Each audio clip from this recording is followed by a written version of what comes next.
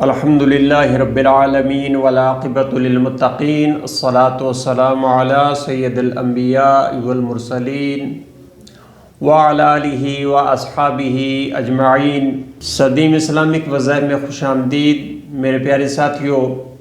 آج آپ کی خدمت میں سورہ کوثر کا صرف ایک دن کا وظیفہ، یہ ایسا وظیفہ ہے میرے ساتھیوں، جیسا کہ آپ جانتے ہیں قرآن مجید کی مختصر ترین صورتوں میں سے اور جامع ترین صورتوں میں سے ایک سورہ کوثر کا وظیفہ، اور یقیناً آپ نے بہت سارے وظائف سورہ کوثر کے متعلق سنے ہوں گے، لیکن یہ ایک خاص وظیفہ، بہت مختصر عمل انشاءاللہ تعالیٰ آپ لوگوں نے صرف اسے ایک دن ہی کرنا ہے۔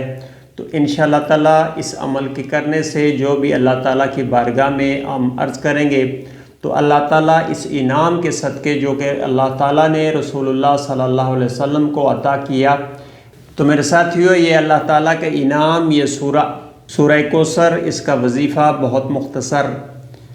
آپ لوگوں کی خدمت میں عرض ہے، جو لوگ نئے ویور ہیں ان سے گزارش ہے کہ چینل کو ضرور سبسکرائب کریں، اور تاکہ آپ کے پاس میری ہر ایک اپڈیٹ ویڈیو آتی رہے۔ اس کے علاوہ میرے ساتھیوں ویڈیو کو لائک اور شیئر بھی کر دیا کریں، تاکہ آپ کے شیئر کرنے سے اگر کسی کا بھلا ہوتا ہے، اللہ تعالیٰ کام کرنے والے ہوتے ہیں، اللہ تعالیٰ فضل کرنے والا، اللہ تعالیٰ ہی ہر چیز کا خالق بھی ہے، مالک بھی ہے، رازق بھی ہے۔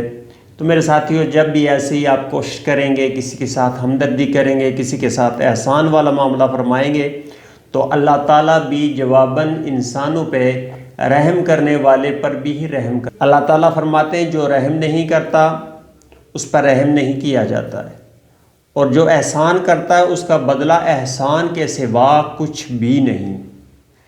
تو اس چیز کو اپنے ذہن میں رکھتے ہوئے بہت مختصر سا وظیفہ ہے، اس وظیفہ کو آپ کریں انشاءاللہ تعالیٰ۔ اللہ تعالیٰ کے فضل و کرم سے ہر قسم کے معاملات کے لیے، ہر حاجت کے لیے وظیفہ بہت کارگر ہے۔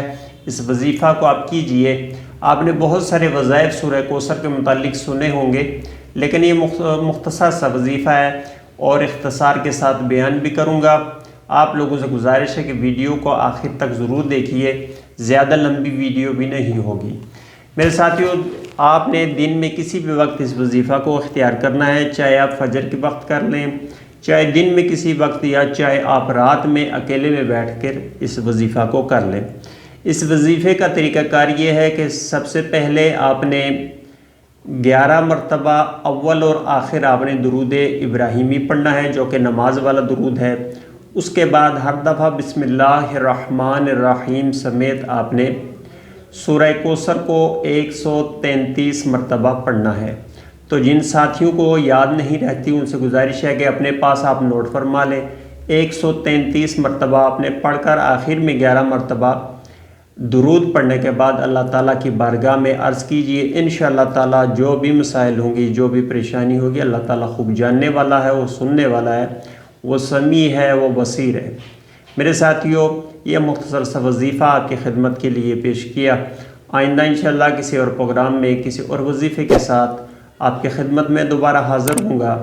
تب تک کے لیے مجھے اجازت دیجیے۔ اللہ حافظ۔